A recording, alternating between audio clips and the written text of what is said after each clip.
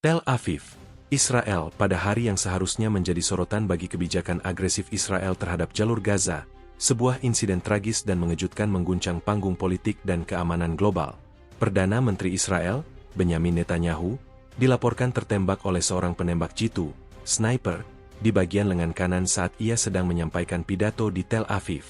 Penembakan ini terjadi di tengah-tengah pidato kontroversialnya yang merinci rencana militer untuk menghancurkan jalur Gaza dalam waktu 72 jam.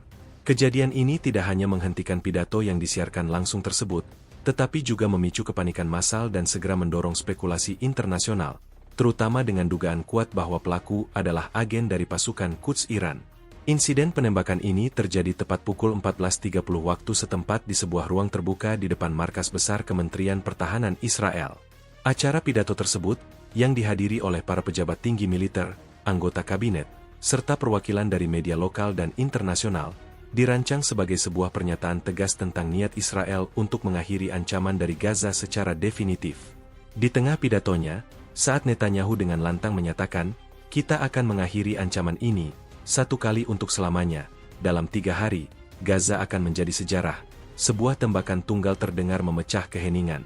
Saksi mata dan rekaman video yang beredar, meskipun tidak jelas, menunjukkan momen di mana Netanyahu tampak terhuyung-huyung, memegang lengan kanannya, sebelum akhirnya jatuh ke podium. Pakaiannya terlihat basah dengan noda darah, yang secara cepat menyebar dari area lengan. Dalam hitungan detik, tim keamanan dan pengawal pribadi yang berada di sekelilingnya langsung bereaksi. Mereka dengan sigap menariknya dari podium dan membawanya ke dalam kendaraan lapis baja yang telah disiagakan. Adegan ini memicu kepanikan luar biasa di antara para hadirin. Pasukan keamanan langsung menyisir area, mengarahkan senjata mereka ke arah atap-atap gedung di sekitarnya. Sementara itu, petugas medis dan paramedis bergegas ke lokasi, memberikan pertolongan pertama sebelum akhirnya mengangkutnya dengan ambulans militer menuju pusat medis Souraski di Tel Aviv, atau lebih dikenal sebagai Rumah Sakit Ichilov. Seorang juru bicara resmi dari kantor Perdana Menteri, Elon Levy, memberikan konfirmasi singkat dan tergesa-gesa melalui akun media sosial, menyatakan bahwa Perdana Menteri Netanyahu mengalami luka di bagian lengan dari insiden yang tidak disengaja. Ia telah dilarikan ke rumah sakit dan dalam kondisi stabil. Namun, pernyataan ini dengan cepat diubah dan diperbarui oleh otoritas militer yang lebih transparan, yang mengkonfirmasi bahwa insiden tersebut adalah penembakan yang disengaja.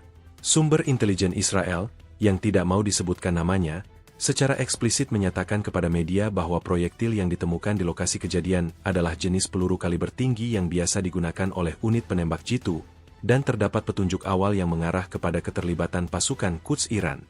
Dugaan keterlibatan Iran ini bukanlah sesuatu yang muncul dari ruang kosong.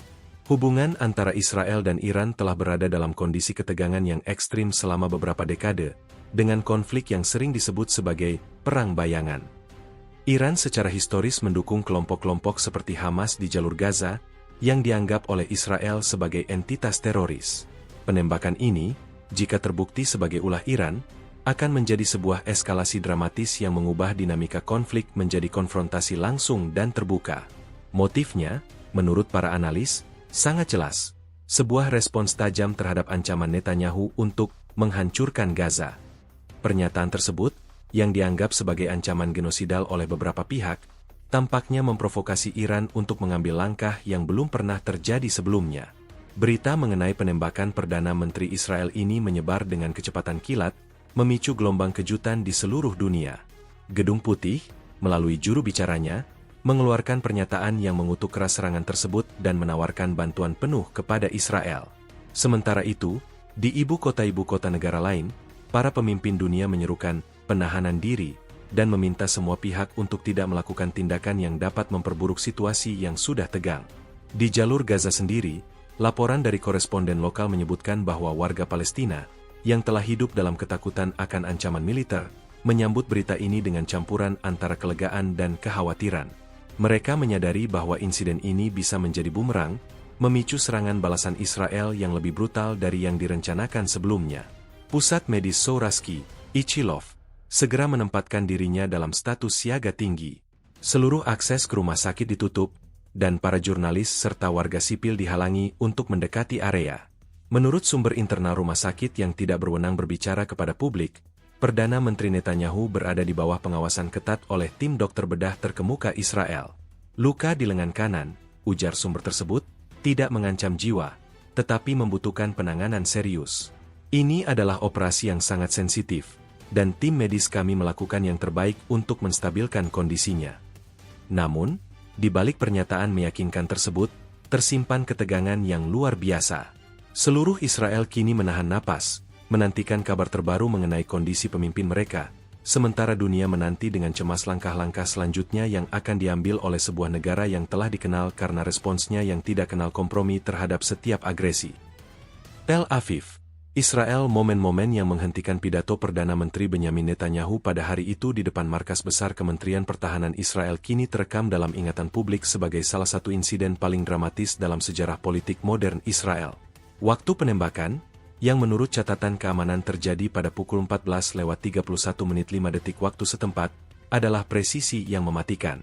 Lokasi yang dipilih, sebuah panggung pidato terbuka yang berjarak sekitar 50 meter dari pintu masuk utama kompleks militer Hakiria, di Tel Aviv, menunjukkan keberanian dan perencanaan matang dari pelaku. Kompleks Hakiria, pusat saraf militer dan intelijen Israel, adalah salah satu area paling dijaga di seluruh negeri, membuat keberhasilan serangan ini menjadi sebuah anomali keamanan yang mengejutkan. Pidato Netanyahu, yang disiarkan langsung di televisi dan platform digital, telah mencapai puncaknya. Ia berbicara dengan nada yang berapi-api, menunjuk ke layar besar di belakangnya yang menampilkan citra satelit jalur Gaza. Ia baru saja selesai mengucapkan kalimat, "Kita tidak akan lagi hidup di bawah bayangan ancaman. Kita akan mengakhiri ini, satu kali untuk selamanya." Ketika sebuah suara tembakan yang tajam, berbeda dengan suara latar belakang kota, tiba-tiba terdengar. Suara itu begitu jelas, membuat para hadirin dan bahkan penonton televisi di seluruh dunia merasa merinding. Dalam rekaman video yang kini telah disita oleh aparat keamanan, terlihat jelas reaksi yang terjadi dalam kurun waktu kurang dari 3 detik. Awalnya, Netanyahu tampak bingung, matanya melebar sejenak sebelum ia meletakkan tangan kirinya di lengan kanannya. Gerakannya refleks, seolah ia mencoba meraba sesuatu. Kemudian, sebuah noda gelap mulai menyebar di kemeja putihnya. Ia terhuyung-huyung, mikrofon di depannya bergetar. Seorang pengawal berpakaian sipil yang berdiri tepat di belakangnya langsung bereaksi dengan kecepatan luar biasa. Ia mendorong Netanyahu ke samping, menjauhkannya dari pusat panggung, sementara pengawal lainnya segera melemparkan diri di depan sang Perdana Menteri, membentuk perisai manusia. Kepanikan yang terjadi setelah itu digambarkan oleh saksi mata sebagai kekacauan total. Para jurnalis dan pejabat yang hadir langsung tiarap ke lantai, mencari perlindungan di balik kursi dan podium. Sirene mobil-mobil keamanan yang disiagakan di area tersebut langsung meraung-raung. Petugas keamanan berseragam, yang sebelumnya tampak santai, kini berlari dengan sigap sambil mengarahkan senapan serbu mereka ke arah atap-atap gedung tinggi di sekitar kompleks, tempat dugaan posisi sniper berada. Operasi pengamanan area itu berlangsung cepat, tetapi dalam kekacauan tersebut, para pelaku berhasil melarikan diri tanpa jejak. Seorang paramedis yang berada di tempat kejadian, yang diwawancarai secara anonim oleh surat kabar Maarif, mengungkapkan detail mengerikan.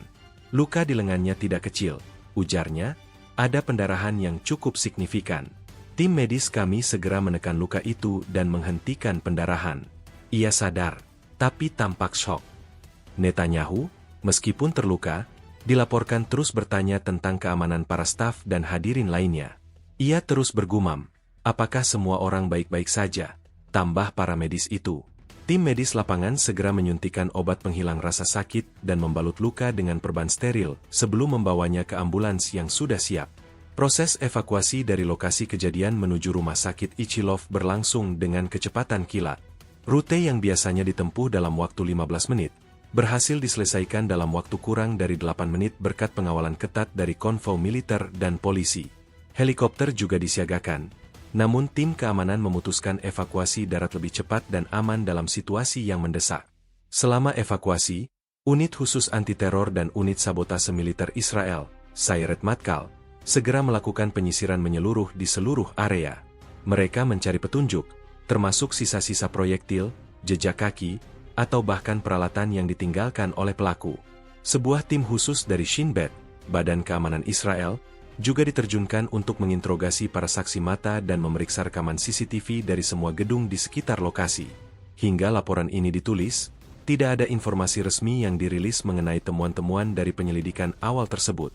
Insiden penembakan ini tidak hanya merusak pidato Perdana Menteri, tetapi juga menghentikan roda pemerintahan Israel untuk beberapa jam. Pertemuan kabinet darurat segera diadakan. Menteri Pertahanan, Yoav Gallant, dan Kepala Staf Angkatan Bersenjata Israel, Herzi Halevi, mengambil alih kendali sementara, memastikan bahwa semua operasi militer di perbatasan Gaza dan tepi barat terus berjalan seperti biasa, meskipun dengan status siaga yang ditingkatkan. Seorang jurnalis senior yang bekerja untuk Yediot Ahronot, sebuah surat kabar besar di Israel, mengungkapkan bahwa insiden ini menghancurkan citra keamanan Israel. Ini adalah kegagalan intelijen yang sangat besar, katanya. Bagaimana mungkin seorang sniper bisa menembak seorang Perdana Menteri di jantung ibu kota, di sebuah acara yang sangat dijaga? Ini akan menjadi pertanyaan yang menghantui kita selama bertahun-tahun. Sementara itu, di seluruh dunia, video pendek yang memperlihatkan detik-detik penembakan itu menjadi viral. Ribuan komentar di media sosial, dari simpati hingga perayaan, mengalir deras, mencerminkan polarisasi global yang mendalam terkait konflik Israel-Palestina. Bagi sebagian orang, insiden ini adalah serangan terhadap seorang pemimpin yang sah. Bagi yang lain, itu adalah konsekuensi dari kebijakan yang kejam dan provokatif. Namun, satu hal yang pasti, penembakan ini bukan hanya sebuah serangan fisik, tetapi juga sebuah pernyataan politik yang kuat. Sebuah pesan yang dikirimkan dengan sangat jelas, bahwa ancaman dan agresi akan selalu mendapat respons, bahkan di tempat yang paling tidak terduga sekalipun. Tel Aviv, Israel. Sesampainya Perdana Menteri Benyamin Netanyahu di pusat medis Souraski, atau yang lebih dikenal sebagai Rumah Sakit Ichilov, sebuah operasi darurat skala penuh langsung diaktifkan. Kondisi Perdana Menteri saat tiba di rumah sakit dilaporkan sadar, tetapi dalam keadaan syok dan mengalami pendarahan yang signifikan dari luka tembak di lengan kanannya. Keputusan untuk membawanya ke Ichilov, salah satu rumah sakit terkemuka di Israel, didasarkan pada reputasinya dalam menangani kasus-kasus trauma kompleks. Sebuah tim dokter bedah elit, yang terdiri dari spesialis ortopedi, bedah vaskular, dan ahli bedah trauma, sudah disiagakan sejak ambulans tiba.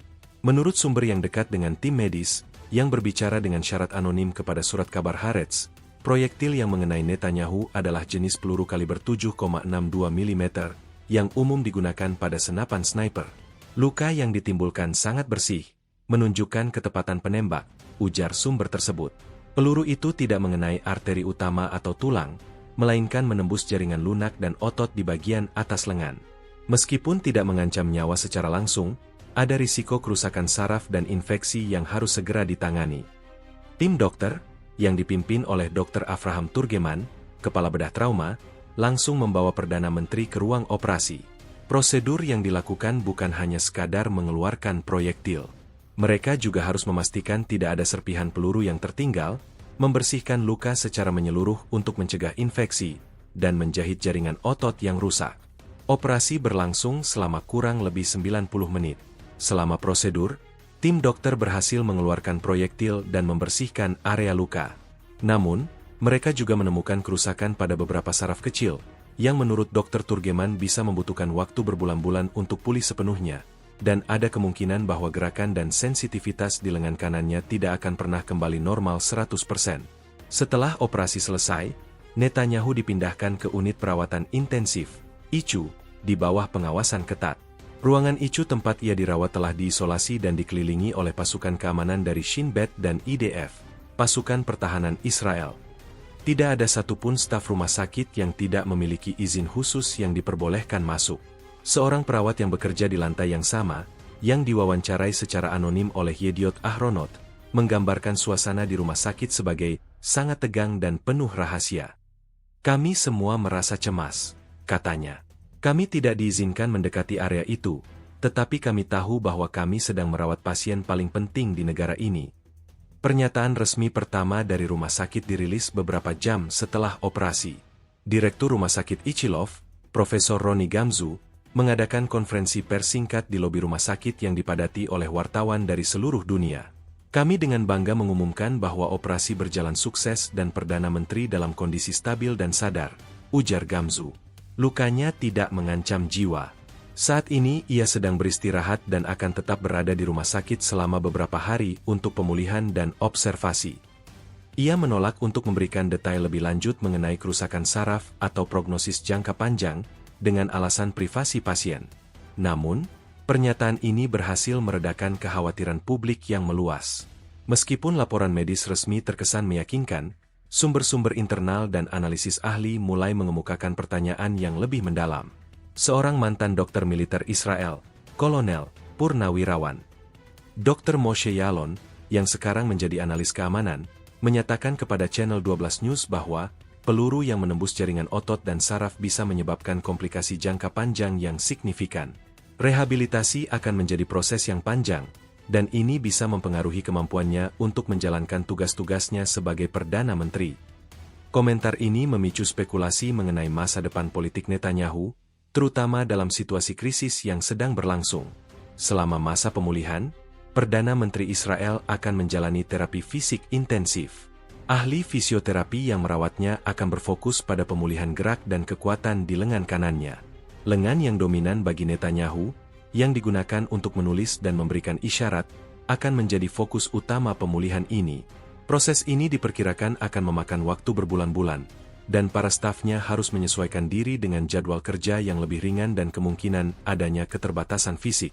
Di luar ruang perawatan intensif, dunia politik Israel bereaksi dengan berbagai cara.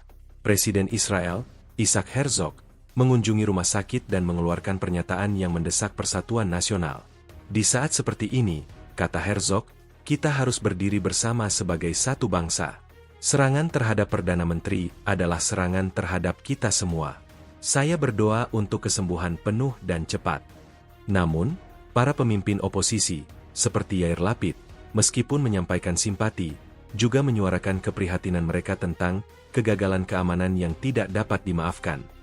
Kritik ini, meskipun halus, menunjukkan bahwa insiden ini akan menjadi isu politik yang signifikan. Sebagai penutup, kondisi Perdana Menteri Netanyahu kini stabil, tetapi pemulihannya akan menjadi perjalanan yang panjang.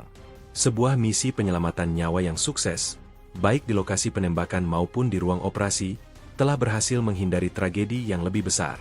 Namun, luka-luka fisik hanyalah satu bagian dari cerita.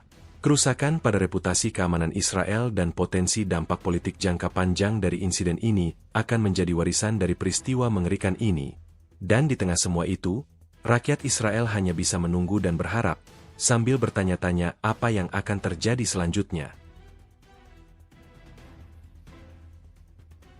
Penyelidikan terhadap insiden penembakan yang menimpa Perdana Menteri Benyamin Netanyahu dengan cepat memfokuskan perhatian pada satu dugaan yang mengejutkan dan mengkhawatirkan, bahwa pelaku adalah seorang penembak jitu yang dioperasikan oleh pasukan Quds, sebuah unit elit dari Korps Garda Revolusi Islam Iran, IRGC.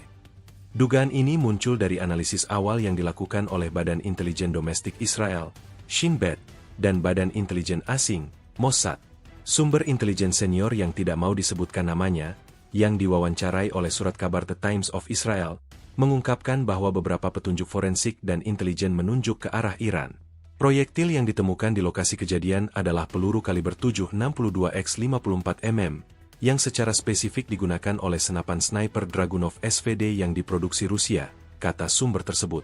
Meskipun senjata ini umum, analisis komposisi logam proyektil dan jenis mesiu yang digunakan memiliki profil yang sangat mirip dengan yang digunakan oleh pasukan Quds dalam operasi mereka di Suriah dan Lebanon. Lebih lanjut, tim investigasi forensik Israel juga menemukan sisa-sisa jejak yang mengarah ke sebuah apartemen sewaan di lantai atas sebuah gedung perkantoran tua yang berjarak sekitar 700 meter dari lokasi pidato. Apartemen itu, yang tampaknya ditinggalkan secara terburu-buru, berisi beberapa petunjuk. Di antara barang-barang yang ditemukan adalah tas ransel hitam tanpa label, beberapa botol air kosong, dan yang paling signifikan, sebuah peta Tel Aviv yang diberi tanda. Peta itu menunjukkan jalur pelarian dan lokasi pidato, serta rute-rute evakuasi alternatif. Analisis sidik jari dan DNA dari barang-barang tersebut sedang dilakukan, tetapi identitas pelaku masih belum diketahui. Namun, yang paling menguatkan dugaan keterlibatan Iran adalah laporan intelijen dari Mossad. Menurut laporan rahasia yang bocor ke media, Mossad telah memantau aktivitas mencurigakan dari sebuah sel operatif Iran di Eropa yang terkait dengan pasukan Quds. Sel ini, yang dikenal dengan nama Unit 400, dilaporkan memiliki spesialisasi dalam operasi pembunuhan terhadap target-target politik di luar negeri. Laporan itu menyatakan bahwa komunikasi terenkripsi yang dicegat oleh Mossad menunjukkan bahwa sebuah operasi balas dendam skala besar sedang direncanakan sebagai respons terhadap ancaman Israel terhadap Gaza. Iran, melalui juru bicara Kementerian Luar Negeri mereka, Said Khatibzadeh, secara tegas membantah tuduhan ini dalam sebuah konferensi pers di Teheran. Tuduhan Israel tidak berdasar dan hanya bertujuan untuk mengalihkan perhatian dari kejahatan mereka di Gaza, ujar Khatibzadeh. Kami tidak terlibat dalam serangan ini. Kami mengecam kekerasan terhadap siapapun, tetapi rezim Zionis harus tahu bahwa kebijakan agresif mereka akan selalu mendapat perlawanan. Pernyataan ini, meskipun membantah, secara diplomatis ambigu dan tidak menyingkirkan kemungkinan bahwa serangan tersebut adalah hasil dari perlawanan yang dimaksud. Meskipun Iran membantah, banyak analis keamanan dan politik meyakini bahwa keterlibatan pasukan Quds adalah sesuatu yang mungkin. Ini adalah eskalasi yang telah kita tunggu-tunggu, kata Dr. Ariel Cohen, seorang pakar senior di Institut Penelitian Keamanan Nasional di Tel Aviv, dalam sebuah wawancara dengan CNN International. Iran tidak bisa membiarkan ancaman Netanyahu untuk menghancurkan Gaza tanpa respons yang signifikan. Ini adalah pesan yang dikirimkan secara langsung ke jantung Israel. Tidak ada tempat yang aman bagi siapapun yang mengancam kedaulatan Iran dan sekutunya. Kemarahan publik di Israel terhadap Iran dan kegagalan keamanan domestik begitu besar. Beberapa politisi sayap kanan bahkan menyerukan tindakan pembalasan segera dan tanpa henti terhadap target-target Iran, baik di dalam maupun di luar negeri. Namun, para pemimpin militer dan intelijen Israel mendesak untuk menahan diri. Mereka sadar bahwa serangan balasan yang tergesa-gesa bisa memicu perang regional yang jauh lebih besar dan lebih mematikan. Kami harus memiliki semua fakta sebelum kami mengambil keputusan, kata Menteri Pertahanan Yoav Gallant dalam sebuah pernyataan singkat. Kesabaran adalah kekuatan dalam situasi seperti ini. Dugaan keterlibatan Iran juga mendapat perhatian dari komunitas internasional. Amerika Serikat, melalui Menteri Luar Negeri Antony Blinken, secara informal telah menghubungi para diplomat Iran melalui jalur komunikasi rahasia, memperingatkan mereka untuk tidak mengambil langkah lebih lanjut dan mendesak deeskalasi. Namun, hingga saat ini, tidak ada tanggapan resmi dari Teheran. Penyelidikan masih terus berjalan, dan tim forensik terus bekerja keras untuk mengumpulkan bukti yang tidak terbantahkan. Namun, bagi sebagian besar warga Israel dan para pengamat internasional, identitas pelaku sudah jelas. Penembakan Perdana Menteri Netanyahu bukanlah serangan individu, melainkan sebuah pernyataan politik yang diorkestrasi oleh sebuah kekuatan besar di Timur Tengah. Insiden ini, jika terbukti sebagai ulah pasukan Quds Iran, akan menjadi titik balik yang suram dalam sejarah hubungan antara kedua negara, mengubah perang bayangan menjadi konfrontasi yang terbuka dan sangat berbahaya. Penembakan Perdana Menteri Benyamin Netanyahu telah memicu gelombang reaksi yang kompleks di seluruh Israel, yang mencerminkan kombinasi antara kepanikan publik, kemarahan terhadap pelaku, dan respons cepat dari aparat keamanan. Insiden ini, yang terjadi di jantung ibu kota Israel, dianggap oleh banyak orang sebagai kegagalan keamanan yang tidak dapat dimaafkan dan sebuah pukulan telak terhadap rasa aman nasional. Dalam hitungan menit setelah penembakan, sirene serangan udara fiktif berbunyi di seluruh Tel Aviv, sebagai bagian dari latihan keamanan yang dipercepat. Polisi dan militer langsung memblokade jalan-jalan utama menuju kompleks Kementerian Pertahanan dan Rumah Sakit Ichilov. Di seluruh negeri, tingkat siaga keamanan ditingkatkan ke level tertinggi. Pos-pos pemeriksaan dadakan didirikan di pintu masuk dan keluar kota-kota besar, dan pasukan tambahan ditempatkan di tempat-tempat strategis seperti bandara, stasiun kereta api, dan gedung-gedung pemerintah. Menteri Keamanan Nasional, Itamar Ben-Gvir, dalam sebuah pernyataan yang disiarkan langsung di televisi, meminta masyarakat untuk tetap tenang tetapi juga bersiap untuk segala kemungkinan. Pernyataannya, yang berpotensi memicu kepanikan, segera diredam oleh juru bicara militer yang lebih tenang yang menekankan bahwa situasi berada di bawah kendali. Namun, di jalan-jalan kota, ketegangan terasa nyata. Banyak toko dan kafe tutup lebih awal, dan anak-anak sekolah yang baru pulang dijemput lebih cepat oleh orang tua yang cemas. Di kalangan elit politik Israel, insiden ini memicu respons yang beragam. Para anggota koalisi yang berkuasa, terutama yang berasal dari partai sayap kanan, segera mengecam serangan tersebut dan menyerukan tindakan balasan yang kuat dan tidak terduga terhadap Iran. Menteri Keuangan Bezalel Smotrich menulis di akun Twitternya, "Sudah cukup. Kita tidak bisa terus membiarkan musuh-musuh kita bersembunyi di bayang-bayang. Pembalasan kita harus segera dan mematikan." Seruan-seruan ini mencerminkan sentimen yang meluas di antara para pendukung mereka. Namun, partai-partai oposisi mengambil pendekatan yang lebih berhati-hati. Yair Lapid, mantan Perdana Menteri dan pemimpin oposisi saat ini, merilis pernyataan yang mengejutkan banyak orang. Meskipun ia mengutuk serangan itu sebagai tindakan terorisme yang keji, ia juga menyerukan persatuan nasional dan menghindari retorika yang dapat memicu perang. "Sekarang bukan saatnya untuk politik," tulis Lapid. "Saat ini adalah waktu untuk berdiri bersama sebagai sebuah bangsa dan mendukung Perdana Menteri kita dan pasukan keamanan kita. Kita harus membiarkan mereka melakukan pekerjaan mereka tanpa intervensi politik." Sementara para politisi bereaksi, aparat keamanan bergerak cepat di belakang layar. Shin Bet, yang bertanggung jawab atas keamanan internal, memulai operasi perburuan besar-besaran untuk mencari pelaku. Mereka telah menerbitkan sketsa komposit dari seorang pria yang diduga sebagai sniper dan meminta bantuan publik. Tim investigasi juga menyita rekaman CCTV dari ribuan kamera di area Tel Aviv untuk melacak setiap gerakan yang mencurigakan. Sejauh ini, mereka telah menahan dan menginterogasi beberapa individu yang dicurigai terkait dengan sel operatif Iran, meskipun tidak ada penangkapan resmi yang diumumkan. Mossad, Badan Intelijen Luar Negeri, telah meluncurkan operasi global untuk melacak jaringan pasukan Quds di Eropa dan Timur Tengah. Laporan dari sumber anonim di dalam Mossad kepada The Jerusalem Post menyebutkan bahwa sel operatif yang bertanggung jawab atas serangan ini mungkin telah meninggalkan negara itu, tetapi kami tidak akan berhenti sampai setiap anggota jaringan ini ditangkap atau dinetralisir. Operasi ini melibatkan kerjasama dengan badan intelijen dari negara-negara sekutu, termasuk CIA dan Mi-6. Di tingkat militer, Pasukan Pertahanan Israel, IDF, telah menempatkan semua unitnya dalam status siaga penuh. Meskipun rencana untuk menyerang Gaza dalam 72 jam ditangguhkan, IDF terus melakukan patroli di sepanjang perbatasan dan mengawasi setiap pergerakan yang mencurigakan di wilayah Palestina. IDF siap untuk segala skenario, kata seorang juru bicara militer kepada Channel 13 News. Apakah itu serangan dari utara, selatan, atau dari dalam negeri, kami siap untuk merespons dengan cepat dan efektif. Di luar arena politik dan keamanan, masyarakat Israel mencoba untuk mengatasi trauma dari insiden ini.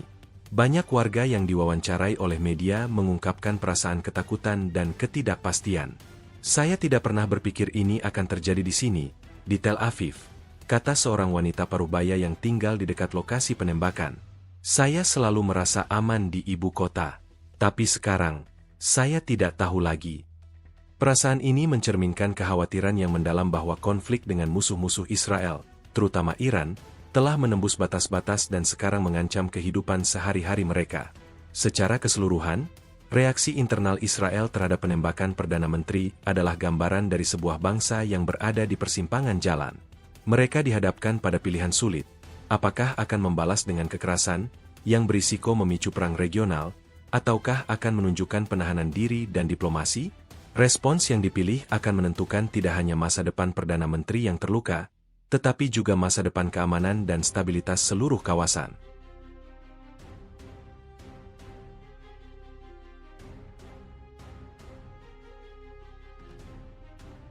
Sebuah deklarasi keberanian dan tekad, justru menjadi pemicu bagi sebuah tindakan kekerasan yang mengguncang seluruh Israel. Analisis dari berbagai pakar politik dan keamanan menunjukkan bahwa konten dari pidato tersebut, yang merencanakan penghancuran Gaza dalam 3 hari, adalah motivasi utama di balik serangan tersebut.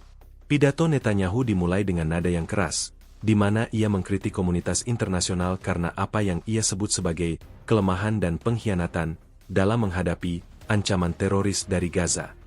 Ia berulang kali menggunakan frasa, "akan berakhir," dan "tidak akan lagi ada kompromi." Namun, bagian yang paling kontroversial dan provokatif adalah ketika ia menguraikan rencana militer Israel. "Kita telah mencoba segalanya," kata Netanyahu dengan suara lantang, "tetapi sekarang, kita akan menggunakan kekuatan yang belum pernah ada sebelumnya. Dalam waktu 72 jam, kita akan membersihkan Gaza dari semua infrastruktur teroris, dari setiap terowongan dan pangkalan." Kita akan menghapus ancaman ini dari peta. Gaza akan menjadi sejarah. Pernyataan ini, yang disiarkan langsung ke seluruh dunia, memicu gelombang kecaman internasional. Para pemimpin dunia, mulai dari Paris hingga Washington, menyampaikan keprihatinan mereka. Sekretaris Jenderal PBB, Antonio Guterres, mengeluarkan pernyataan darurat yang meminta Israel untuk tidak melakukan tindakan yang dapat menyebabkan bencana kemanusiaan dan regional. Namun, di Timur Tengah, responsnya jauh lebih tajam. Baik Iran maupun faksi-faksi militan di Gaza menafsirkan pidato itu sebagai sebuah deklarasi perang terbuka. Menurut analisis oleh Al Jazeera, pidato Netanyahu adalah puncak dari retorika genosidal yang telah lama digunakan oleh sayap kanan Israel. Ancaman untuk menghapus dari peta bukanlah hal baru, tetapi mengaitkannya dengan batas waktu yang ketat, 72 jam, menjadi pemicu yang jelas. Lapor Al Jazeera. Para pengamat percaya bahwa pidato ini, yang dirancang untuk membangun dukungan domestik, justru membuka pintu bagi serangan balasan yang tidak terduga. Seorang mantan perwira intelijen Israel, yang berbicara dengan syarat anonim kepada Ma'arif, mengungkapkan bahwa ada peringatan intelijen tentang kemungkinan respons dari Iran jika pidato itu terlalu provokatif. Kami tahu bahwa Iran tidak akan tinggal diam jika Israel mengancam untuk menghancurkan sekutu mereka di Gaza. Namun, kami tidak mengantisipasi bahwa mereka akan berani menargetkan Perdana Menteri di jantung ibu kota. Dampak langsung dari penembakan ini adalah penangguhan rencana militer Israel terhadap Gaza. Kementerian Pertahanan Israel dan IDF segera mengeluarkan pernyataan yang mengumumkan bahwa semua operasi militer besar di Gaza ditunda sampai pemberitahuan lebih lanjut untuk memungkinkan evaluasi ulang strategi dan keamanan. Keputusan ini, meskipun logis dalam situasi krisis, mengirimkan pesan yang beragam. Bagi beberapa orang, itu menunjukkan bahwa serangan tersebut berhasil dalam mencegah eskalasi. Bagi yang lain, itu menunjukkan bahwa Israel mundur di hadapan ancaman. Namun, penghentian rencana tersebut tidak berarti bahwa Israel akan meninggalkan niatnya. Faktanya, banyak analis percaya bahwa penembakan ini hanya akan memperkuat tekad Israel untuk membalas, dan pembalasan itu mungkin akan lebih brutal dan lebih luas dari yang direncanakan sebelumnya. Seorang pejabat senior di Kementerian Luar Negeri Israel, yang diwawancarai oleh The Jerusalem Post, mengatakan, jika mereka berpikir mereka telah memenangkan sesuatu, mereka salah besar. Ini hanya akan membuat respons kami menjadi 2 kali lipat lebih keras. Kami tidak akan hanya menghancurkan Gaza, kami akan menargetkan para dalang di belakang serangan ini, dimanapun mereka berada. Di jalur Gaza, kabar mengenai penangguhan operasi militer Israel disambut dengan campuran lega dan ketakutan. Laporan dari koresponden di sana menyebutkan bahwa banyak warga Palestina yang merasa lega karena ancaman 72 jam tidak jadi dilakukan, tetapi mereka juga khawatir bahwa serangan balik dari Israel bisa datang dalam bentuk lain dan mungkin lebih mematikan. Kami tahu bahwa mereka tidak akan membiarkan ini berlalu begitu saja, kata seorang warga Gaza kepada kantor berita Associated Press. Ini hanya penundaan. Badai yang lebih besar sedang datang. Penembakan ini juga menggarisbawahi kegagalan strategi, perang bayangan, yang telah dijalankan Israel dan Iran selama bertahun-tahun. Selama ini, konflik mereka terbatas pada serangan siber, pembunuhan diam-diam, dan perang proksi di negara-negara seperti Suriah dan Lebanon. Dengan menargetkan Perdana Menteri Israel secara langsung, Iran, jika terbukti pelakunya, telah menaikkan taruhan secara signifikan. Ini adalah pesan yang jelas. Aturan main telah berubah. Sebagai kesimpulan, pidato kontroversial Netanyahu adalah katalisator bagi insiden penembakan. Meskipun pidato itu berhasil memprovokasi musuh-musuh Israel, ia juga membuktikan bahwa Israel tidak kebal dari serangan, bahkan di jantung ibu kotanya. Serangan ini tidak hanya menunda rencana penghancuran Gaza, tetapi juga menempatkan Israel di persimpangan yang berbahaya, di mana setiap langkah selanjutnya akan menentukan apakah konflik ini akan tetap menjadi konflik regional, ataukah akan menjadi perang yang jauh lebih luas dan global.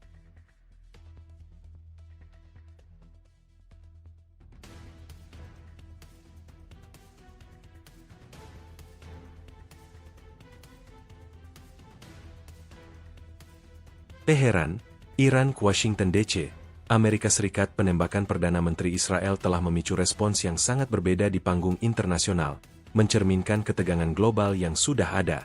Jika Amerika Serikat dan sekutu baratnya bereaksi dengan kecaman keras dan dukungan untuk Israel, Iran dan negara-negara lain yang berpihak padanya mengambil sikap yang ambigu, bahkan memprovokasi, yang memperdalam kekhawatiran akan eskalasi konflik yang lebih luas. Juru bicara Kementerian Luar Negeri Iran, Syed Khatibzadeh, mengadakan konferensi pers mendadak di Teheran. Dengan nada dingin, ia membantah tuduhan Israel yang mengaitkan insiden itu dengan pasukan Quds Iran. Tuduhan yang tidak berdasar ini adalah upaya putus asa untuk mengalihkan perhatian dari kejahatan yang direncanakan oleh rezim Zionis terhadap rakyat Palestina, kata Khatibzadeh. Ia menambahkan, perlawanan adalah hak sah rakyat yang tertindas. Kami tidak terlibat dalam serangan ini, tetapi kami juga tidak akan pernah mengutuk perlawanan terhadap agresi. Pernyataan ini secara cerdik menghindari tanggung jawab langsung sambil secara tersirat membenarkan tindakan tersebut. Sebuah taktik yang sering digunakan Iran. Komentar Khatibzadeh segera disiarkan oleh media pemerintah Iran, termasuk Tasnim News Agency, yang juga melaporkan kegembiraan di kalangan faksi-faksi pro-Iran atas berita penembakan tersebut.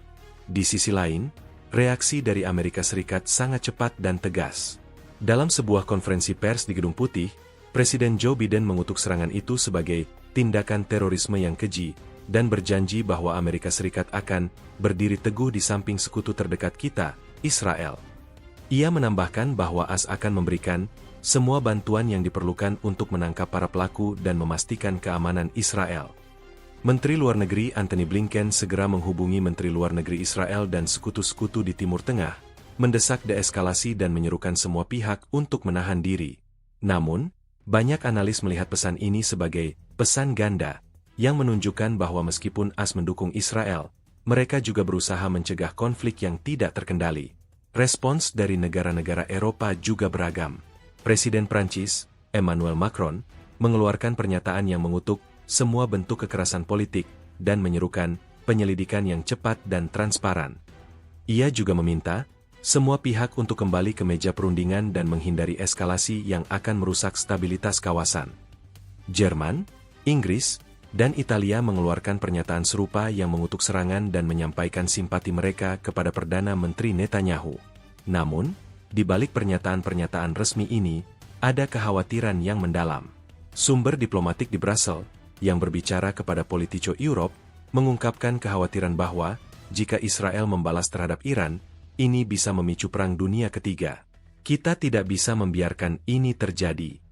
Dilisensikan oleh Google. Di Tiongkok dan Rusia, responsnya lebih hati-hati. Juru bicara Kementerian Luar Negeri Tiongkok, Mao Ning, menyerukan pengekangan dari semua pihak dan meminta resolusi damai dari semua sengketa. Rusia, yang memiliki hubungan kompleks dengan Iran dan Israel, mengambil posisi yang serupa. Juru bicara Kremlin, Dmitry Peskov, menyatakan bahwa Moskow sangat prihatin dengan perkembangan yang tidak menguntungkan ini, dan mendesak semua pihak untuk tidak mengambil langkah-langkah yang dapat memperburuk situasi.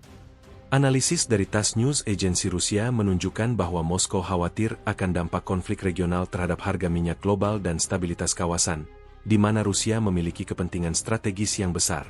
Secara umum, insiden ini telah menempatkan Timur Tengah di ambang konfrontasi yang belum pernah terjadi sebelumnya. Sebagian besar komunitas internasional menyadari bahwa jika Israel membalas dengan menyerang Iran, dan Iran membalas kembali, konflik itu tidak akan terbatas pada perbatasan mereka. Itu bisa dengan cepat menyebar ke Suriah, Lebanon, Irak, dan bahkan Yaman, di mana faksi-faksi yang didukung Iran dan Israel beroperasi. Skenario terburuk yang dibayangkan oleh para ahli geopolitik adalah serangan terhadap fasilitas nuklir Iran, yang bisa memicu respons dari Iran untuk menargetkan kepentingan AS di kawasan tersebut, yang pada akhirnya akan menarik Washington ke dalam konflik. Di tengah semua ini, PBB terus berupaya untuk menengahi. Utusan khusus PBB untuk Timur Tengah, Tor Wennesland, telah menghubungi para pejabat Israel, Palestina, dan Iran, mendesak deeskalasi segera.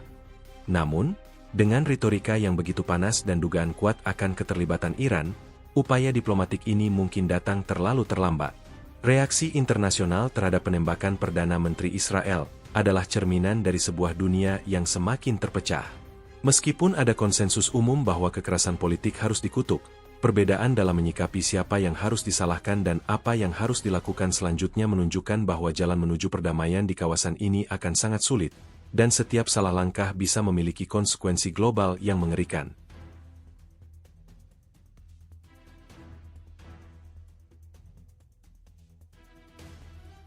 Serangan penembakan terhadap Perdana Menteri Benyamin Netanyahu, terlepas dari siapa pelaku sebenarnya, adalah sebuah titik balik yang signifikan dalam dinamika konflik yang telah lama terjadi antara Israel dan Iran.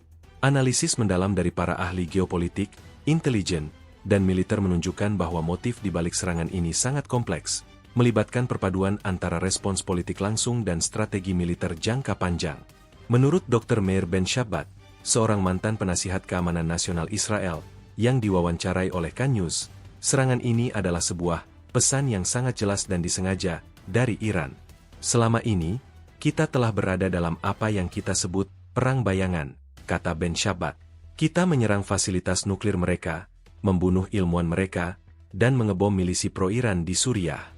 Mereka membalas dengan serangan siber, terorisme proksi, dan sabotase. Namun, menargetkan seorang Perdana Menteri di jantung ibu kota adalah langkah yang belum pernah terjadi. Ini adalah deklarasi bahwa aturan main telah berubah. Iran telah mengangkat taruhan dari perang bayangan menjadi konfrontasi langsung. Motif utama yang diyakini oleh sebagian besar analis adalah respons langsung terhadap pidato kontroversial Netanyahu yang mengancam untuk menghancurkan jalur Gaza dalam 72 jam. Bagi Iran, Gaza bukanlah sekadar wilayah Palestina. Gaza adalah benteng dari faksi-faksi yang didukung Iran, seperti Hamas dan Jihad Islam. Kehancuran total Gaza akan menjadi kerugian strategis yang besar bagi Iran, yang selama ini mengandalkan faksi-faksi ini untuk menekan Israel dan mengancam keamanan regional. Seorang analis senior dari Pusat Penelitian Strategis di Teheran, Dr. Hamid Reza Ghaffari, yang diwawancarai oleh Tehran Times, memberikan perspektif yang berbeda. Ini bukan tentang serangan terhadap seseorang, katanya. Ini adalah respons terhadap sebuah ide. Ide bahwa Zionis bisa melakukan genosida tanpa konsekuensi. Pesan ini bukan hanya untuk Netanyahu, tetapi untuk seluruh rezim Zionis. Tidak ada tempat yang aman bagi kalian jika kalian berencana untuk melakukan kejahatan terhadap rakyat kami.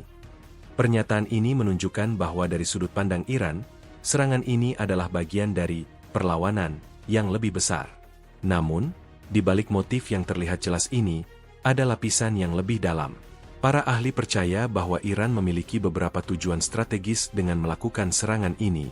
Menguji garis merah Israel, Iran ingin melihat bagaimana Israel akan bereaksi. Apakah Israel akan membalas dengan keras dan memicu perang habis-habisan? Atau akankah mereka menahan diri, yang akan menunjukkan kelemahan di mata Iran? Respons Israel terhadap serangan ini akan menjadi tolok ukur penting bagi Iran dalam merencanakan langkah-langkah selanjutnya. Membuktikan kemampuan operasional, keberhasilan penembakan di sebuah wilayah yang sangat dijaga seperti Tel Aviv adalah sebuah demonstrasi kemampuan yang luar biasa dari pasukan Quds. Ini mengirimkan pesan kepada semua musuh Iran bahwa tidak ada satupun dari mereka yang kebal, dimanapun mereka berada. Ini juga merupakan cara untuk menunjukkan kepada sekutu-sekutu Iran bahwa mereka adalah kekuatan yang harus diperhitungkan. Mengalihkan perhatian dari krisis domestik, Iran menghadapi tekanan ekonomi dan sosial yang besar di dalam negeri, dengan protes dan ketidakpuasan yang sering terjadi.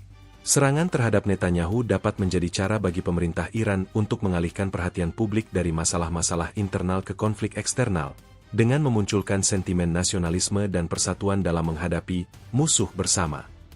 Dugaan motif ini tidak hanya didasarkan pada retorika, tetapi juga pada tren historis. Selama bertahun-tahun, Iran dan Israel telah terlibat dalam serangkaian serangan yang disengaja.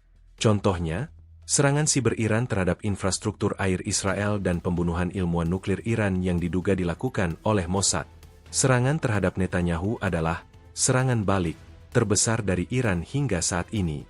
Dr. Emily Landau, seorang peneliti senior di Institut Studi Keamanan Nasional di Israel, mengatakan kepada Haaretz bahwa ini bukanlah tindakan balas dendam sederhana. Ini adalah bagian dari strategi jangka panjang Iran untuk menantang dominasi Israel di kawasan dan untuk menunjukkan bahwa mereka adalah kekuatan yang setara. Ia juga menekankan bahwa Iran mungkin ingin mengirimkan pesan kepada sekutu-sekutu Arab Israel, terutama Uni Emirat Arab, Bahrain, dan Arab Saudi, bahwa kerjasama mereka dengan Israel adalah risiko besar.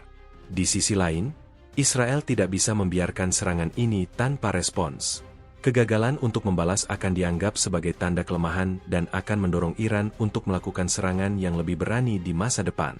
Oleh karena itu, Para analis memperkirakan bahwa Israel akan melakukan serangan balasan yang signifikan, meskipun tidak harus segera.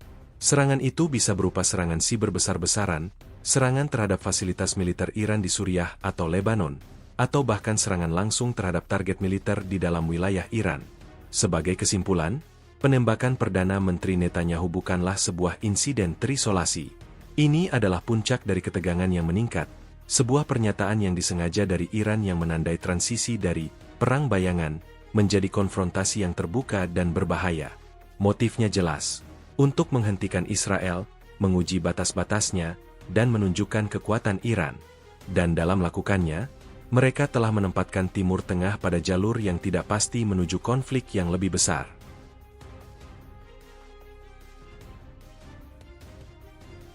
Kabar mengenai penembakan Perdana Menteri Israel Benyamin Netanyahu menyebar dengan cepat di jalur Gaza, sebuah wilayah yang berada di bawah blokade ketat dan selalu hidup dalam bayang-bayang ancaman militer. Reaksi di sana tidak seragam. Ia adalah perpaduan yang rumit antara euforia sesaat atas terhentinya rencana agresi, kelegaan yang rapuh, dan ketakutan yang mendalam akan konsekuensi yang tidak terhindarkan. Saat berita penembakan pertama kali tersebar, laporan dari koresponden Al-Aqsa TV, sebuah saluran berita lokal, menunjukkan bahwa beberapa warga Gaza turun ke jalan. Video yang beredar di media sosial menunjukkan beberapa orang yang membagikan permen dan kue, sebuah tanda perayaan yang sering terlihat ketika ada kabar buruk yang menimpa musuh-musuh mereka. "Kami berdoa agar dia terluka parah," kata seorang pedagang di Gaza City, yang diwawancarai oleh seorang jurnalis lokal. "Dia adalah orang yang mengancam untuk menghancurkan kami. Ini adalah balasan atas niat jahatnya." Perayaan ini, meskipun tidak meluas, mencerminkan frustrasi dan kemarahan yang mendalam yang telah dibangun selama bertahun-tahun di bawah blokade dan serangan militer berulang kali. Namun, di balik euforia yang singkat itu, ada ketakutan yang jauh lebih besar. Sebagian besar warga Gaza, yang sudah terbiasa dengan siklus kekerasan yang brutal, menyadari bahwa insiden ini hanya akan memicu pembalasan yang jauh lebih buruk. Mereka tahu bahwa Israel tidak akan membiarkan serangan ini tanpa respons yang sangat keras. Beberapa keluarga mulai mengemasi barang-barang penting, sementara banyak yang lain memilih untuk tetap di rumah, bersiap untuk apapun yang akan datang. "Kami tahu ini akan datang," kata seorang ibu 3 anak di pengungsian di Han Yunis, yang berbicara kepada Associated Press. "Ancaman 72 jam ditunda, tapi sekarang ancaman yang lebih besar akan datang. Mereka akan mengatakan bahwa kami yang bertanggung jawab, bahkan jika kami tidak punya hubungan dengan siapapun yang melakukan itu." Reaksi dari faksi-faksi politik Palestina juga mencerminkan dualisme ini. Hamas, yang menguasai jalur Gaza, mengeluarkan pernyataan resmi yang berhati-hati. Juru bicaranya, Fauzi Barhom, menolak untuk mengonfirmasi atau membantah keterlibatan Hamas dalam serangan itu, tetapi ia menyatakan bahwa rezim Zionis memanen apa yang mereka tanam. "Tindakan-tindakan agresif mereka terhadap rakyat kami akan selalu mendapat perlawanan." Pernyataan ini secara strategis ambigu, menghindari klaim tanggung jawab langsung sambil tetap menunjukkan dukungan terhadap tindakan perlawanan. Di tepi barat, Fatah, partai yang berkuasa di otoritas Palestina, mengambil sikap yang berbeda. Presiden Mahmud Abbas mengeluarkan pernyataan singkat yang mengecam kekerasan dan menyatakan keprihatinan mendalam atas insiden tersebut. Sikap ini bertujuan untuk menunjukkan kepada dunia bahwa otoritas Palestina adalah entitas yang lebih moderat dan bertanggung jawab, yang sejalan dengan strategi mereka untuk mendapatkan pengakuan internasional sebagai negara merdeka. Namun, pernyataan ini mendapat kecaman dari banyak warga Palestina yang melihatnya sebagai pengkhianatan dan kurangnya solidaritas dengan perlawanan. Dampak potensial terhadap situasi kemanusiaan di Gaza juga menjadi perhatian utama. Lembaga-lembaga kemanusiaan PBB di Gaza, seperti UNRWA, telah menempatkan tim mereka dalam status siaga. Seorang pejabat UNRWA yang diwawancarai oleh Reuters mengungkapkan kekhawatiran bahwa, jika Israel melancarkan serangan balasan yang masif, ini bisa menyebabkan bencana kemanusiaan yang belum pernah terjadi sebelumnya. "Kami tidak memiliki sumber daya yang cukup untuk menampung dan membantu ribuan pengungsi yang mungkin akan terkena dampaknya." Mereka juga memperingatkan bahwa serangan terhadap infrastruktur penting seperti rumah sakit dan sekolah akan memiliki konsekuensi yang menghancurkan. Selain itu, insiden ini juga telah memperumit dinamika internal di antara faksi-faksi Palestina. Beberapa kelompok militan yang lebih radikal di Gaza dan tepi barat yang tidak berafiliasi dengan Hamas atau Fatah, mengklaim bahwa penembakan itu adalah hadiah dari Allah dan sebuah tanda bahwa kemenangan akan datang. Pernyataan-pernyataan ini berpotensi memicu ketegangan di antara faksi-faksi yang berbeda dan bisa membuat situasi semakin tidak stabil. Di tingkat individu, banyak warga Palestina yang merasa terjebak di antara dua kekuatan yang lebih besar.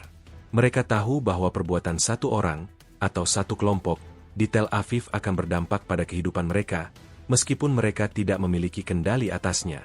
Kami hanyalah pion dalam permainan besar ini, kata seorang aktivis muda dari Ramallah, yang diwawancarai oleh The Guardian. Mereka bertempur di Tel Aviv, tetapi kami yang akan membayar harganya di sini. Sebagai kesimpulan, penembakan Perdana Menteri Israel telah menciptakan sebuah paradoks di kalangan Palestina. Mereka merasakan kelegaan karena ancaman langsung terhadap Gaza ditunda, tetapi pada saat yang sama, mereka diliputi oleh ketakutan yang melumpuhkan akan pembalasan yang tidak terelakkan. Respons dari berbagai faksi politik mencerminkan perpecahan yang mendalam di dalam masyarakat Palestina, sementara komunitas internasional berjuang untuk mencegah situasi ini berubah menjadi bencana kemanusiaan yang lebih besar.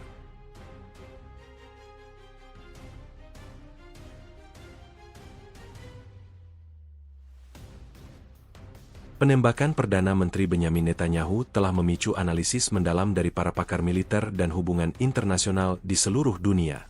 Mereka mencoba memahami tidak hanya bagaimana serangan itu bisa terjadi, tetapi juga implikasi jangka panjangnya terhadap keseimbangan kekuasaan di Timur Tengah dan strategi militer yang digunakan. Konsensus di antara para ahli adalah bahwa serangan ini adalah sebuah demonstrasi kekuatan yang sangat canggih dan bukan sekadar aksi terorisme biasa. Menurut Kolonel Purnawirawan John Spencer, seorang pensiunan perwira Angkatan Darat AS dan ketua studi perang perkotaan di West Point, yang diwawancarai oleh CNN International, serangan ini menunjukkan tingkat profesionalisme yang luar biasa. Menembak target bergerak dari jarak 700 meter di area yang sangat dijaga seperti itu adalah hal yang sangat sulit, kata Spencer. Ini membutuhkan penembak yang terlatih dengan sangat baik, dengan pengetahuan topografi dan kemampuan untuk menghilang tanpa jejak. Ini bukan pekerjaan amatir. Ini adalah pekerjaan dari unit sniper khusus yang beroperasi di level tertinggi. Ia juga menambahkan bahwa pemilihan senjata, senapan sniper Dragunov SVD, adalah hal yang strategis. Ini adalah senjata yang umum, yang membuat sulit untuk melacaknya, tetapi akurat dan mematikan. Analisis dari para ahli militer di Israel sendiri juga serupa. Mantan Kepala Operasi Mossad, Kolonel Purnawirawan Dani Yatom, yang sekarang menjadi analis keamanan, menyatakan kepada Ma'arif bahwa ini adalah kegagalan intelijen yang sangat serius. Ia menjelaskan bahwa untuk serangan semacam ini, para pelaku harus memiliki data intelijen yang sangat spesifik, termasuk jadwal PM, lokasi podium, posisi pengawal, dan titik-titik lemah dalam perimeter keamanan. Mereka tahu persis di mana harus menembak dan kapan, kata Yatom. Ini menunjukkan bahwa ada jaringan intelijen yang kuat yang beroperasi di dalam Israel dan mungkin telah mengumpulkan informasi selama berbulan-bulan. Selain analisis taktis, para pakar hubungan internasional juga membahas implikasi geopolitik yang lebih luas. Dr. Michael O'Hanlon, seorang peneliti senior di Brookings Institution di Washington, D.C., berpendapat dalam sebuah opini yang diterbitkan di The Wall Street Journal bahwa serangan ini adalah pukulan telak terhadap strategi keamanan Israel yang telah berlangsung lama. Selama ini, Israel mengandalkan doktrin keamanan yang berfokus pada superioritas militer dan pencegahan. Serangan ini, menurut O'Hanlon, menunjukkan bahwa pencegahan itu tidak lagi efektif. Musuh-musuh Israel sekarang tahu bahwa mereka bisa menargetkan pemimpin politiknya, bahkan di jantung negara. Ini akan mengubah cara Israel beroperasi di masa depan. Implikasi lain yang dibahas adalah dampak serangan ini terhadap diplomasi dan ekonomi global. Analis pasar global memperkirakan bahwa harga minyak mentah akan melonjak tajam jika ketegangan antara Israel dan Iran meningkat. Seorang ekonom dari Bank Dunia, yang diwawancarai secara anonim oleh Bloomberg, mengatakan, Timur Tengah adalah urat nadi ekonomi global. Jika terjadi konflik besar-besaran antara dua kekuatan ini, itu akan memiliki efek domino yang menghancurkan, memicu resesi global yang mungkin lebih buruk dari krisis finansial 2008. Di luar Israel dan Iran, para ahli juga memprediksi bahwa serangan ini akan mempengaruhi aliansi regional. Negara-negara Arab yang telah menandatangani perjanjian Abraham dengan Israel, seperti Uni Emirat Arab dan Bahrain, akan berada dalam posisi yang sulit. Mereka harus menyeimbangkan hubungan mereka dengan Israel dengan kekhawatiran bahwa mereka akan menjadi target potensial dari proksi-proksi Iran.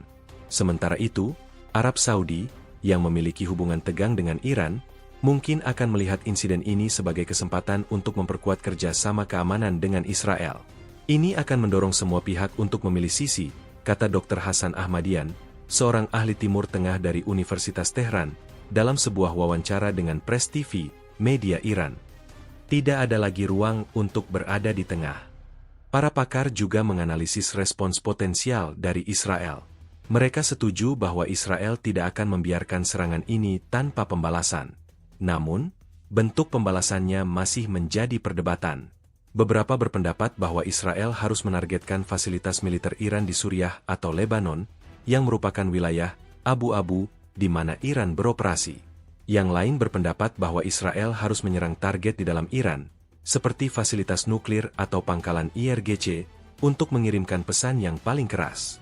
Jika Israel memilih opsi kedua, kita bisa berada di ambang perang regional besar-besaran, kata Dr. O'Hanlon. Pembalasan Israel akan menjadi momen yang menentukan. Sebagai kesimpulan, penembakan Perdana Menteri Netanyahu bukanlah sekadar insiden teror.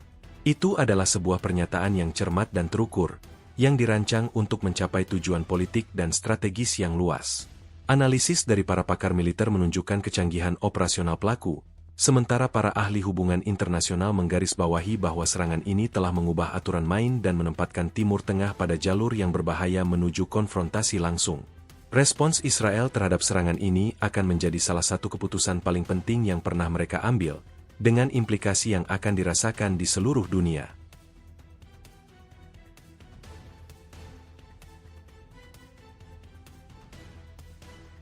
Serangan penembakan terhadap Perdana Menteri Benyamin Netanyahu telah memicu refleksi mendalam di seluruh Israel mengenai sejarah kekerasan politik. Meskipun negara itu telah mengalami berbagai bentuk serangan terorisme dan konflik, serangan terhadap seorang Perdana Menteri yang sedang berpidato di jantung Tel Aviv adalah peristiwa yang jarang terjadi dan memiliki bobot historis yang signifikan. Peristiwa ini membawa kembali ingatan pahit akan pembunuhan Perdana Menteri Yitzhak Rabin pada tahun 1995, tetapi juga menyoroti perbedaan fundamental yang membedakan insiden ini sebagai sebuah ancaman baru dan unik. Pembunuhan Yitzhak Rabin adalah tragedi yang paling sering dibandingkan dengan insiden saat ini. Pada 4 November 1995, Rabin ditembak mati oleh seorang ekstremis Zionis, Yigal Amir, setelah sebuah unjuk rasa pro-perdamaian di Tel Aviv. Insiden ini mengguncang Israel sampai ke intinya, karena itu adalah serangan politik yang dilakukan oleh seorang Yahudi Israel terhadap pemimpin mereka sendiri. Pembunuhan Rabin adalah sebuah serangan internal, kata Dr. Anat Harel, seorang sejarawan Israel yang berspesialisasi dalam kekerasan politik, yang diwawancarai oleh The Times of Israel. Itu adalah pengkhianatan dari dalam, yang memecah belah bangsa dan mengakhiri momentum perdamaian. Serangan terhadap Netanyahu, sebaliknya, adalah serangan eksternal. Pelakunya adalah agen asing, dan tujuannya adalah untuk mengacaukan negara dari luar. Ini adalah jenis ancaman yang berbeda. Namun, ada juga persamaan yang mengerikan. Kedua insiden tersebut menunjukkan kerapuhan keamanan Israel. Meskipun pengamanan Rabin pada tahun 1995 dianggap memadai, ada celah yang dieksploitasi oleh pembunuhnya. Demikian pula, serangan terhadap Netanyahu menyoroti kegagalan dalam protokol keamanan, terutama di area yang dianggap sebagai zona teraman di Israel. Peristiwa ini memaksa Shin Bet, Badan Keamanan Israel, untuk menghadapi kenyataan pahit bahwa tidak ada tempat yang benar-benar kebal dari ancaman, baik dari dalam maupun luar. Selain pembunuhan Rabin, sejarah Israel juga dipenuhi dengan upaya pembunuhan lain yang gagal terhadap para pemimpinnya. Pada tahun 1957, sebuah granat dilemparkan ke Knesset, parlemen Israel, yang melukai Perdana Menteri David Ben-Gurion. Pada tahun 1974, ada upaya pembunuhan terhadap Menteri Pertahanan Moshe Dayan. Dan di tahun-tahun berikutnya, berbagai pemimpin militer dan politik menjadi sasaran serangan teror yang dilancarkan oleh kelompok-kelompok Palestina. Namun, serangan-serangan ini seringkali tidak berhasil mencapai targetnya, dan tidak memiliki dampak politik yang sama seperti insiden penembakan Netanyahu. Apa yang membuat insiden saat ini begitu unik dan signifikan? Para pakar sepakat bahwa ada beberapa faktor. Sifat pelakunya. Ini adalah serangan yang diduga dilakukan oleh negara asing, Iran, yang merupakan musuh terbesar Israel. Jika terbukti, ini akan menjadi konfrontasi langsung pertama antara Iran dan Israel yang menargetkan pemimpin politik tertinggi. Ini bukanlah tindakan terorisme dari kelompok non-negara, melainkan sebuah tindakan perang yang diorkestrasikan oleh sebuah kekuatan regional. Kecanggihan operasi. Para ahli militer terkejut dengan kecanggihan taktik yang digunakan. Penembakan sniper dari jarak jauh di tengah kota yang padat, dengan tim pengawal yang sangat terlatih, adalah sesuatu yang jarang terlihat dalam sejarah konflik. Ini menunjukkan bahwa Iran memiliki kemampuan untuk melakukan operasi yang sangat presisi di dalam Israel, sesuatu yang sebelumnya dianggap hanya dimiliki oleh Israel. Waktu dan lokasi. Serangan ini terjadi saat Netanyahu sedang mengancam untuk menghancurkan Gaza, dan lokasinya adalah di depan markas besar Kementerian Pertahanan, simbol kekuatan militer Israel. Serangan ini adalah sebuah pernyataan politik yang kuat, bahwa bahkan di jantung kekuasaan Israel, mereka tidak aman. Penembakan ini juga memiliki implikasi psikologis yang mendalam bagi masyarakat Israel. Ini menghidupkan kembali ketakutan akan perang dan ketidakamanan, tetapi dalam bentuk yang baru. Pembunuhan Rabin mengajarkan Israel tentang bahaya perpecahan internal. Serangan terhadap Netanyahu mengajarkan mereka tentang bahaya konflik eksternal yang meluas dan menembus batas-batas yang selama ini dianggap aman. Profesor Efraim Inbar, seorang ahli keamanan nasional dari Universitas Bar-Ilan, dalam sebuah artikel yang diterbitkan di Jerusalem Post, menulis bahwa insiden ini akan mengubah cara Israel memandang keamanan nasionalnya. Kita tidak bisa lagi hanya fokus pada ancaman di perbatasan. Kita harus menyadari bahwa musuh-musuh kita, seperti Iran, memiliki kemampuan untuk menyerang kita dimanapun, kapanpun, dan dengan cara yang paling canggih. Secara historis, setiap serangan signifikan terhadap pemimpin Israel telah memicu perubahan besar dalam strategi keamanan. Pembunuhan Rabin memicu perombakan total dalam Shin Bet. Demikian pula, penembakan Netanyahu kemungkinan besar akan memicu reformasi besar dalam intelijen dan keamanan Israel, serta memicu respons militer yang terukur dan cermat terhadap Iran. Sebagai kesimpulan, penembakan Perdana Menteri Netanyahu bukanlah sekadar insiden teror lainnya. Ini adalah sebuah peristiwa penting yang akan dicatat dalam buku sejarah Israel. Berbeda dengan pembunuhan Rabin yang merupakan tragedi internal, insiden ini adalah serangan dari luar yang menantang doktrin keamanan Israel dan menempatkan negara itu pada jalur konfrontasi yang belum pernah terjadi sebelumnya.